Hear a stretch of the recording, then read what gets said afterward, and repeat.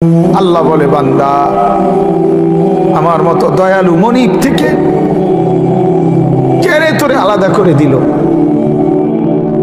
মা গাররাকা, আরে বান্দা আমার থেকে কেন আলাদা হলি? আমি কি অপরাধ করেছি? সারাদিন আসমানে আলো দিয়ে আমি অন্যায় করছি? আজ আবার রাতের বেলা ঘুমের পরিবেশের জন্য অন্ধকার করে দিয়ে আমি অপরাধ করছি? মা গাররাক, এই যুবক, তোমার কাছে তোমার মালিক অপরাধ কি করছে বল না বেটা, বল। কেন সেজদা করলি না ভাইয়া? আল্লাহ তোমার কাছে কি অন্যায়টা করছে? কি অন্যায়,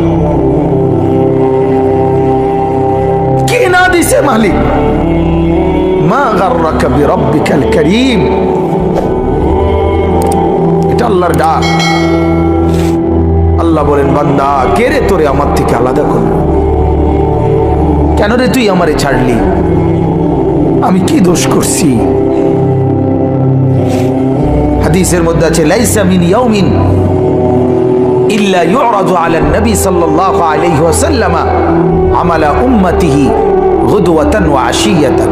শোনো যুবক, আল্লাহর নবী বলেন প্রতিদিন দুইবার, সকালে একবার, সন্ধ্যায় একবার, আমার উম্মতের আমল আমি রাসূলের সামনে ফেরেশতারা পেশ করে।